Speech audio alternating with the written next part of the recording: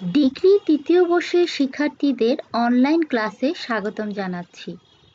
আশা করছি তোমরা সকলেই ভালো আছো এবং সুস্থ আছো।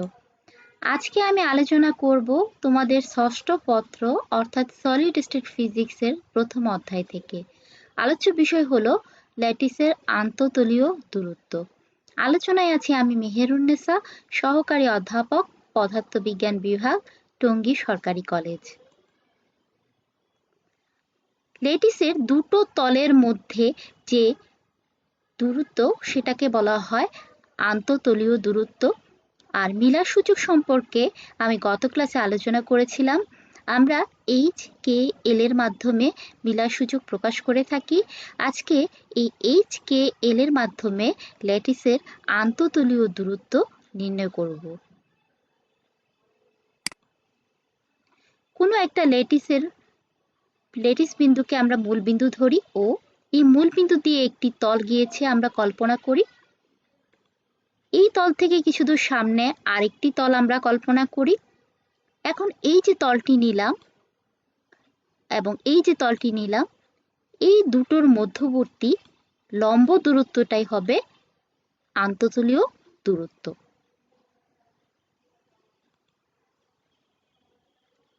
প্রথমে যে কোনো ল্যাটিস বিন্দুকে মূলবিন্দু গণ্য করে ল্যাটিস ভেক্টর এ, বি ও সি এর দিকে অবিলম্বিক অক্ষ ও এক্স ও ওয়াই ও ওজেড বিবেচনা করি। ল্যাটিসের মূলবিন্দু হচ্ছে এখানে আমরা ধরে নিয়েছি ওকে। এখন আমরা জানি যে ল্যাটিসের তিন বাহু বরাবর যে তিনটি ভেক্টর আছে সেগুলো হচ্ছে এ, বি ও সি। এই এ, বি ও সি বরাবর আমরা এক্স অক্ষ, ওয়াই অক্ষ এবং জেড অক্ষকে বিবেচনা করছি। আমরা দুটো তল কল্পনা করব। একটিকে আমরা ধরে নিব মূল বিন্দু দিয়ে গিয়েছে, একটু আগে দেখিয়েছি। আরেকটি তল এর সামনে দিয়ে গিয়েছে। পরবর্তী যে তলটি আছে সেটি এক্স, ওয়াই এবং জেড অক্ষকে এ, বি এবং সি বিন্দুতে ছেদ করেছে। তাহলে আমরা চিত্র থেকে দেখতে পাচ্ছি যে এখানে ও বিন্দু থেকে এক্স অক্ষ বরাবর এই তলটি এ বাই এইচ দূরত্ব দূরে ছেদ করেছে। ও বিন্দু থেকে বি বাই কে দূরত্ব দূরে বি বিন্দুতে ছেদ করেছে এবং ও বিন্দু থেকে সি বাই এল দূরত্ব দূরে জেড অক্ষকে সি বিন্দুতে ছেদ করেছে।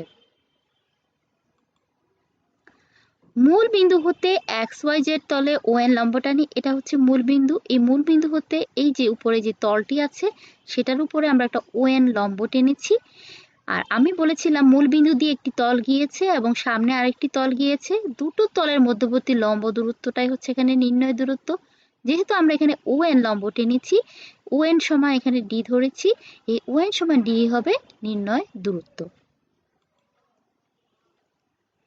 এটি হচ্ছে উপরের এই তলটি আর এটি হচ্ছে মূল বিন্দু।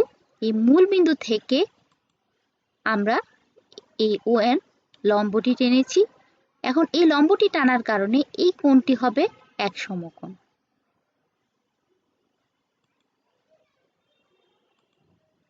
এবারে আমরা এখানে এন ও বি ত্রিভুজটি নিব। আমরা চিত্র থেকে দেখেছি এই কোণটি হচ্ছে এক সমকোণ। যেহেতু এটি এক সমকোণ, এন ও বি ত্রিভুজটি হবে একটি সমকোণী ত্রিভুজ। আর এই এন ও বি ত্রিভুজে আমরা জানি যে কস থিটা সমান হচ্ছে ভূমি বাই অতিভুজ। এখানে দেখতে পাচ্ছি আমরা ভূমি বাই অতিভুজ হচ্ছে এখানে, এইটাকে আমরা এই চিত্রের মাধ্যমে দেখিয়েছি বড় করে। সবসময় তোমরা মনে রাখবে যে কোণটি হচ্ছে ভূমি আর অতিভুজের মধ্যে। এটাকে তাহলে আমাদের ভূমি ধরতে হবে, কারণ এটাকে আমরা কোণ ধরেছি। এটাকে যদি আমরা কোণটা ধরে নিই তাহলে এটাকে আমাদের ভূমি ধরতে হবে আর এটাকে আমাদের অতিভুজ ধরতে হবে, আর এটা হবে লম্ব। আমরা যখন কস কোণ এন ও বি নিব তখন আমরা লিখব ডি বাই বি বাই কে। এখানে ভূমি হচ্ছে ডি, অতিভুজ হচ্ছে বি বাই কে, তাহলে ডি বাই বি বাই কে। এখান থেকে লেখা যায় এটা উপরে চলে যাবে ডি কে বাই বি। একইভাবে আমরা যদি এন ও সি ত্রিভুজটি নিই, এটাও হবে সমকোণী ত্রিভুজ, কারণ ওএন যেহেতু লম্ব এই কোণটা হবে এক সমকোণ। এন ও সি সমকোণী ত্রিভুজে কস এন ও সি যদি আমরা নিই, এন ও সি, তাহলে এইখানে কোণটা যদি আমরা নিই সেক্ষেত্রে আমাদের একটিকে ধরতে হবে ভূমি, আরেকটিকে ধরতে হবে অতিভুজ, আরেকটি হবে লম্ব।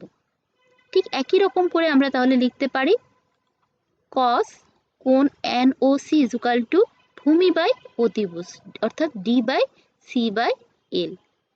এটিকে আমরা এভাবে লিখতে পারি ডি এল উপরে গেলে নিচে হবে ডিভাইডেড বাই সি।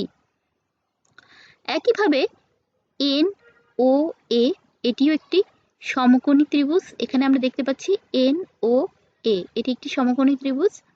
সেখানে আমরা ভূমি বাই অতিভুজ আগের মতোই লিখতে পারি D by A by H. H উপরে চলে যাবে আগের মতোই, তাহলে হবে D H divided by A. দিক কোসাইনের সূত্র অনুযায়ী আমরা জানি কস স্কয়ার কোণ N O A plus cos square কোণ N O B plus cos square কোণ N O C is equal to হচ্ছে 1। এটি হচ্ছে দিক কোসাইনের সূত্র। Cos N O A, cos N O B, cos N O C এর মান আমরা বের করেছি, সেই মানগুলো এখানে বসাবো। যেহেতু এখানে স্কয়ার আছে সবগুলোতে, এগুলো প্রতিটার উপরে আমাদের স্কয়ার করে নিতে হবে। এটাকে স্কয়ার করলে হবে, প্রথমে আমরা লিখেছি এটি, তাহলে এটিকে স্কয়ার করলে হবে D square H square divided by A square. এখানে এন ও বি আছে, এখানে আমরা এটিকে স্কয়ার করলে ডি স্কয়ার কে square divided by B square লিখতে পারি। এটিকে যদি স্কয়ার করি B square L square divided by C square is equal to এখানে হবে 1। সবগুলোর মধ্যে আমরা দেখতে পাচ্ছি যে ডি স্কয়ার আছে, ডি স্কয়ারটা আমরা কমন নিতে পারি। কমন নিয়ে ভিতরে আমরা এই রাশিটি রাখলাম, ইজ ইকুয়াল টু হবে 1। এখন D square is equal two আমরা লিখতে পারি, এটি যদি এই পাশে আসে নিচে চলে আসবে 1 by h square by A square plus k square by B square plus l square by C square. এখন কিউবিক ল্যাটিসের ক্ষেত্রে আমরা জানি যে তিনটা বাহু বা তিনটা ল্যাটিস ভেক্টর সমান থাকে, এ বি এবং সি সমান থাকে। তাহলে আমরা এখানে প্রতিটাকে এ হিসেবে ধরতে পারি, বি এবং সি কে সবগুলো এ লিখলে আমরা এভাবে লিখতে পারি। এ স্কয়ার যদি আমরা নিচে থেকে কমন নিই তাহলে আমরা এটা উপরে চলে যাবে, কারণ নিচের রাশিটি উপরে চলে যায়। H square plus k square plus l square আমরা লিখতে পারি নিচে। এখন ডি, এটাকে যদি রুট করি তাহলে এ স্কয়ার রুট করলে হবে এ, এটা রুট করলে টু দি পাওয়ার হাফ হবে।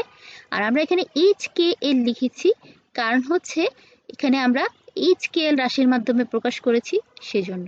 আর এটি হচ্ছে নির্ণেয় আন্তঃতলীয় দূরত্ব।